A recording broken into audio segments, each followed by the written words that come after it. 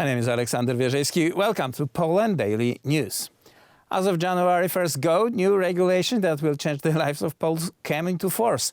Let's hope for a better. Paweł Błoch from Telewizja Republika has more on the subject.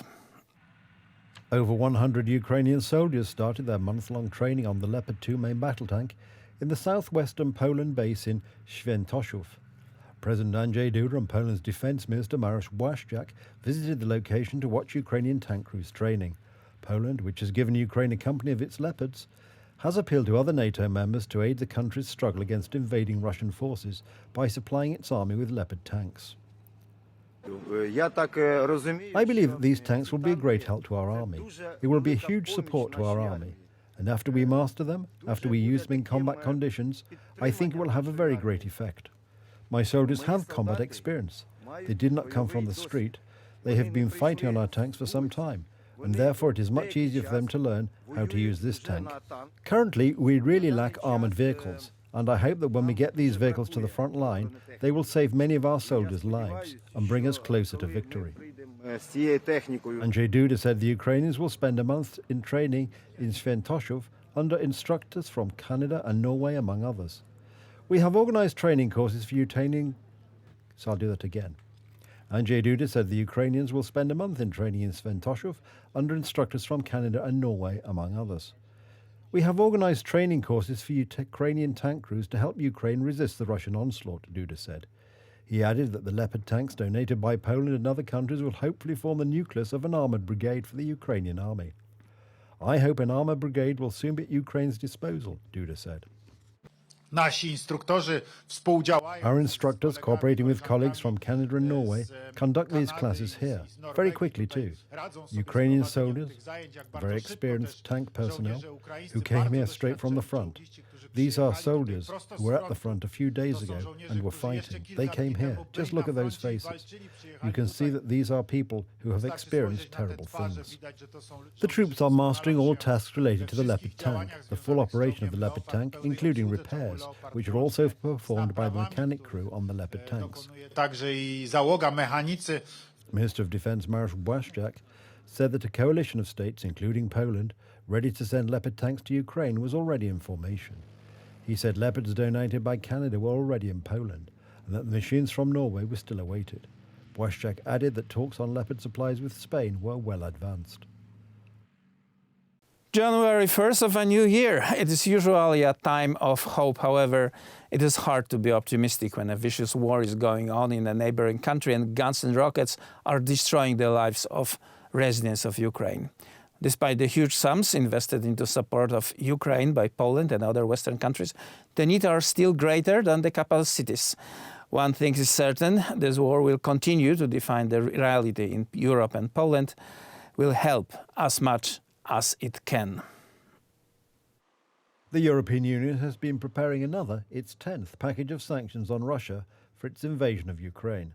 Morawiecki said that both Poland and Sweden expect the new package to be harsh and strong, but to achieve this requires a concerted effort aimed at countries that do not support further sanctions on Moscow. Kristersson said that Sweden saw the rationale for a new package of sanctions and added that they could include restrictions on Russia's nuclear power giant Rosatom, while admitting that there are some obstacles to that. NATO must return to being a force ready to defend the world order and ready to defend peace. And I'm also certain that together with Sweden and Finland in NATO, NATO is going to be stronger, and NATO is going to be, as Ulf just said, a security provider for the entire eastern flank. There is no better way to strengthen than to acquire new, strong allies. And we spoke about this at length today. Enormous help from Poland to Ukraine. You simply cannot even measure it, I would say, in comparison to many other countries. Enormous.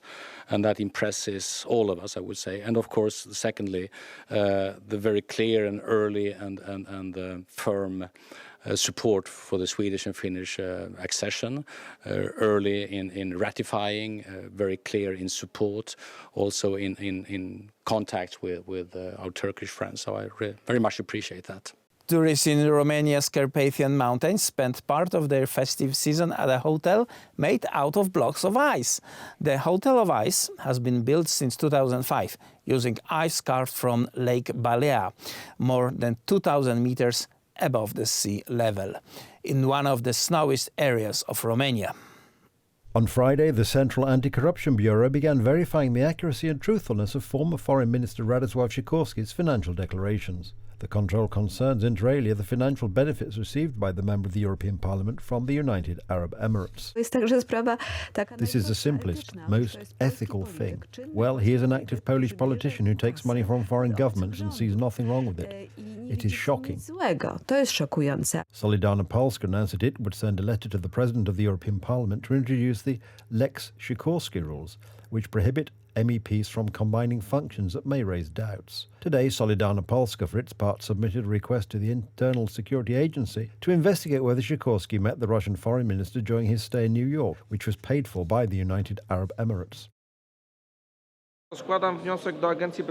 I am submitting a request to the Internal Security Agency to verify whether Sikorski and Lavrov met at the famous November 2022 conference. It should also be clarified whether Sikorski's funding came from Russia. The United Arab Emirates is a country where human rights are not respected. Those who break Sharia law face flogging, imprisonment, or even the death penalty. This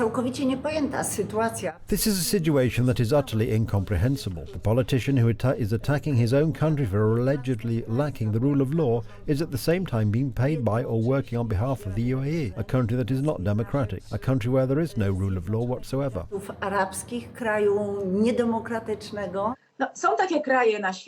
There are countries that do not meet the standards of democracy or civilization, when civilization is judged by human rights. Such countries know how to take care of their image and how to deal with the outside world, to make it less repulsive. I have to use language like that.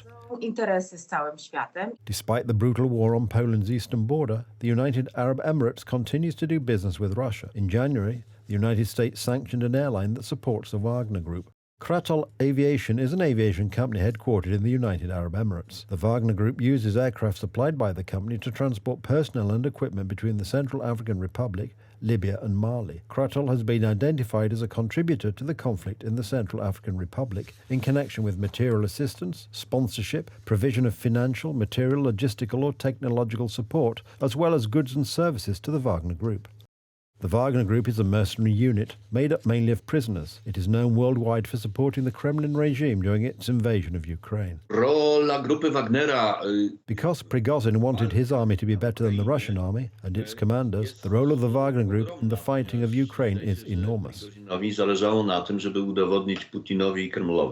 In addition to the strengthening of relations with Moscow, the United Arab Emirates is also enticing Russians with the opportunity to invest in real estate in Dubai, thus helping them to circumvent international sanctions. Dubai is much more liberal than its neighbour, Qatar, but this is the part of the world where the only law is the checkbook and the status of the country of origin. So human rights, as we understand them, do not exist.